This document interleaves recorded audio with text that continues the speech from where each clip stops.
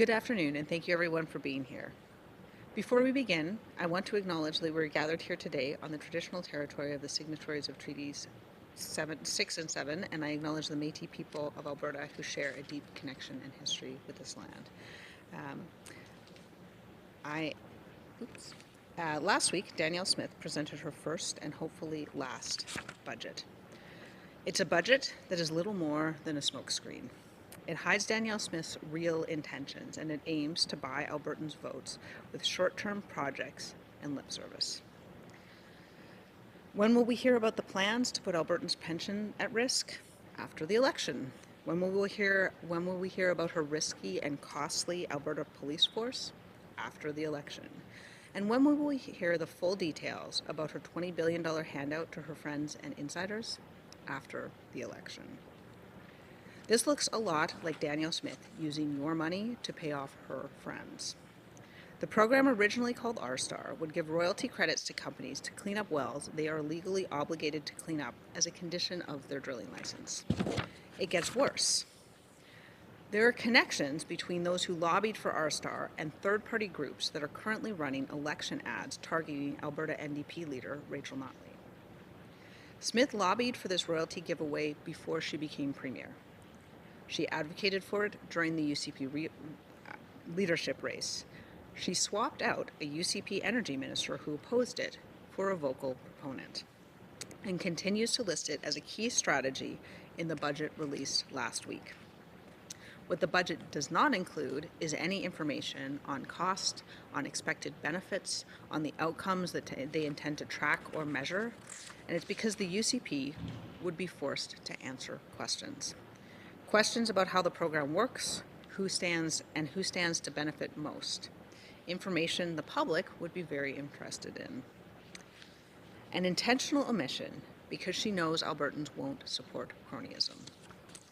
Danielle Smith is pushing for this terrible idea despite criticism from Scotiabank, from the rural municipalities of Alberta, from economists, from experts, and from people across the province. She's pushing for it despite the fact that it violates the polluter pay principle and will damage the reputation of Alberta's energy industry. Danielle Smith's priorities are all wrong. She's pushing ahead with a $20 billion giveaway, almost the total of the entire healthcare budget, but has no concrete plan to do anything to fix healthcare. Red Deer is such a beautiful city, and the people here are incredible, and yet it has been completely neglected by this UCP government. While Danielle Smith's cronies can sleep easy, knowing that she will hand over billions of dollars in royalty credits, Red Deer residents are left wondering what this premier has in store for their future. Currently, no family doctors listed on the Red Deer Primary Care Network's Find a Doctor website are accepting new patients. And the city expects more doctors to retire this month. Doctors at the Red Deer Regional Hospital say that the surgery program is, quote, on the brink of collapse. But while Danielle Smith has $20 billion for her friends and insiders, she doesn't have a plan to get shovels in the ground for the Red Deer Regional Hospital expansion. And she wants to force Albertans to pay to see their family doctor. The Red Deer Regional Hospital project has already been delayed for years by the UCP.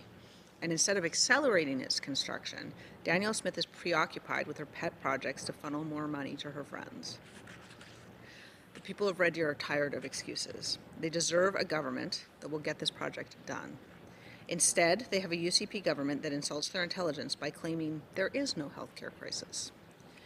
This is Toryland entitlement returning with a vengeance. Red Deer residents work hard every day to put food on the table. They deserve to know they can see a family doctor when they need to, and that the resources will be there when they face an emergency. If they elect an NDP government in May, they will have a government with a real plan to end the chaos in primary care. A government that is committed to accelerating the expansion of the Red Deer Regional Hospital and getting this project done, just as we did with the Calgary Cancer Centre. And they will have a government that believes that when you make a mess, you clean it up. Thanks, and I'm happy to take your questions. Those are questions in person, and we've got some callers on the line.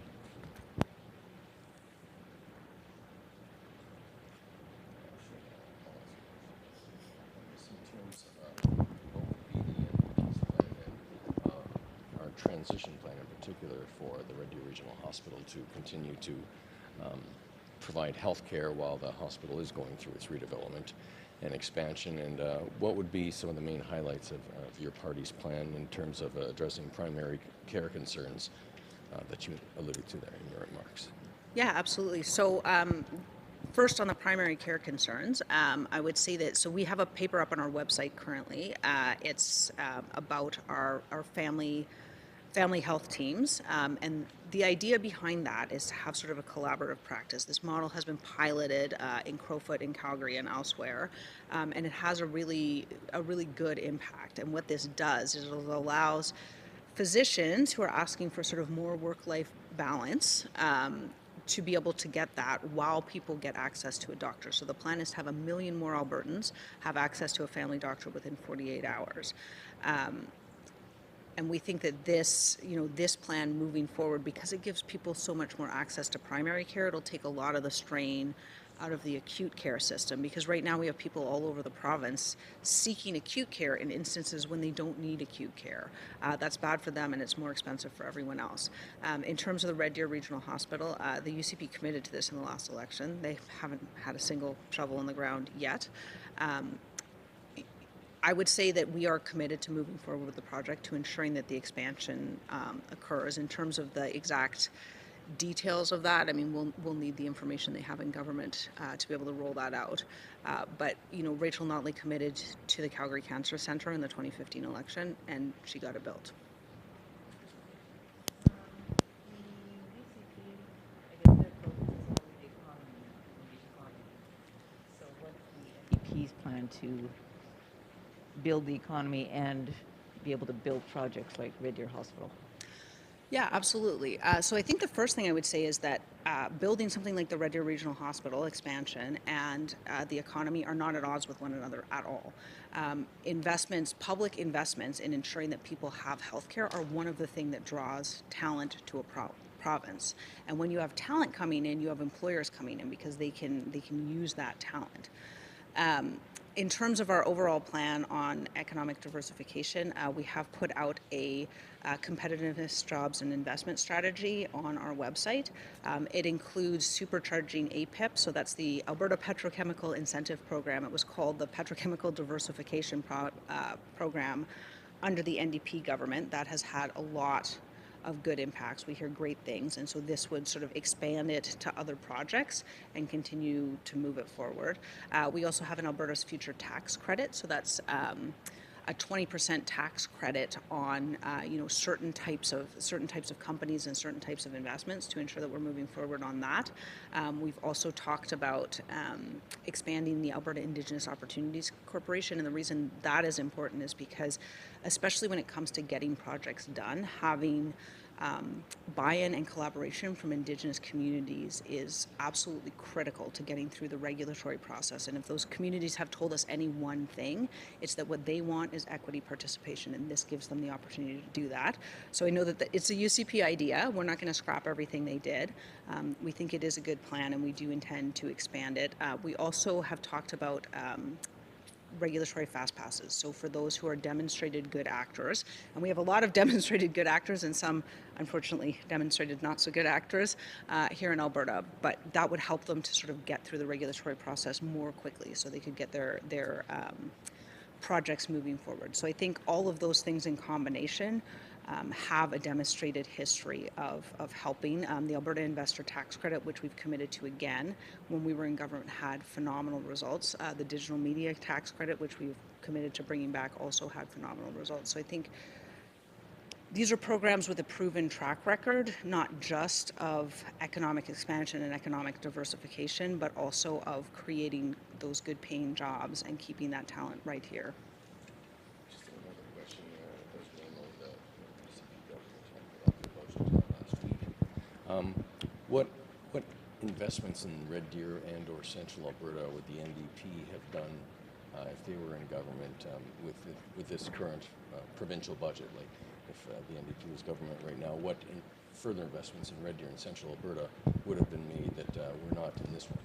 Well, I think the Red Deer Regional Hospital expansion is a really big sort of top of mind issue that definitely would have been in there. I know they did commit to the airport in budget, so that too, and then and we will honor those commitments. I think another big one is schools.